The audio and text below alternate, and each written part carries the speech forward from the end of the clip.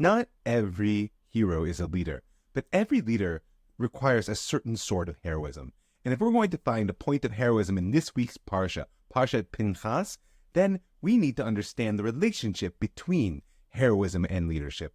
First of all, we find Moshe really at the end of his active leadership phase. And there, in the final stage, he teaches us a very important lesson about a particular type of mesirut nefesh, that ability to go beyond, grow beyond limited self for the sake of tov, for the goodness of creation, which is required from every hero. And that is, at the end of his life, rather than worrying about himself, he's worried that the people go on. You know, I heard from a good friend in the name of Abraham Lincoln that a true leader isn't one who leaves a vast vacuum behind them, but one who has built up a system in which he's really not missed it all because of his true dedication to the people he serves and the mission toward which they're oriented. And that's exactly what Moshe does. He's leaving, and he says to God at the very last minute, Yifkod Hashem Elokei ruchot l'chol basar ish al hayida. Let the Lord God of all spirit of all flesh appoint someone upon the community. And it's an interesting name. Why are we referencing the Lord God of all spirits of flesh?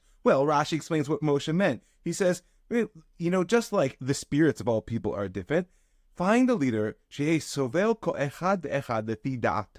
can actually tolerate each person according to their opinions. A leader needs to be able to speak to each and every person in their own way.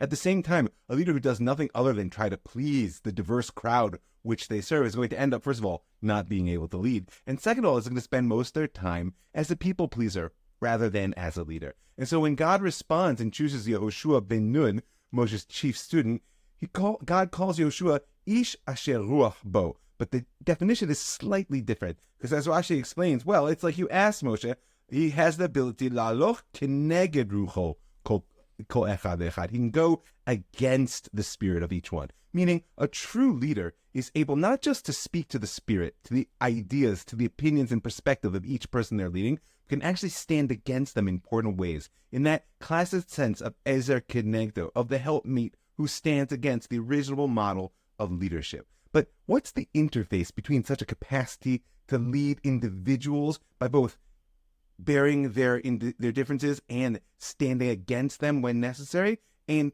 heroism? Well, a leader doesn't just draw people after their own vision. They coalesce a group around a shared vision. A leader is able to ignite a sense that each of the people that's with them is on their own quest, and that only together they can actually achieve that of which they dream. And this is what it means to be Ish Asher Ruach Bo, someone who has that spirit in themselves, who isn't just speaking to the interests of other people, but is able to awaken their sense of heroic mission so that we collectively are on a quest together. And this is my prayer for the Jewish people, that we should merit such leadership in our day.